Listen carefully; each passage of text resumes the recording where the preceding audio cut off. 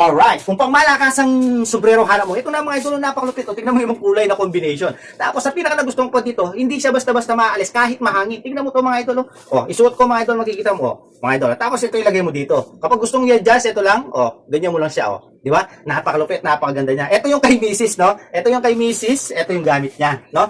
Kasi pwede siyang, pambabae, pang lalaki. Unisex, kumbaga. Mga idol, napakalupit, ang ganda ng tela niya, no? Napaka-forma na, mga idol, no? Hindi na iitim yung mukha mo at hindi iitim yung banda rito mo. Kasi mga idol, naka-protect siya. Ito, pang-protect talaga siya sa araw. Kaya, mga idol, kung ayaw mong umitim yung mukha mo, ayaw mong mainitan, mga idol, eto na yung sombrero na para sa inyo. At ang pinaka nagustuhan ko pa dito, mga idol, dating 199 to. Ngayon, bagsak presyo, 69 pesos. Tignan mo sa Yellow Basket. Okay, mga idol, napakalupit niya, oh. Tignan mo.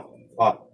Napakalupit, napakaganda niya. Napaka-forma pa. Biro mo, sa kay misis ko to, ha, napakalupit, napakaganda niya, oh. Ito yung sa akin kasi, ito yung sa akin, no?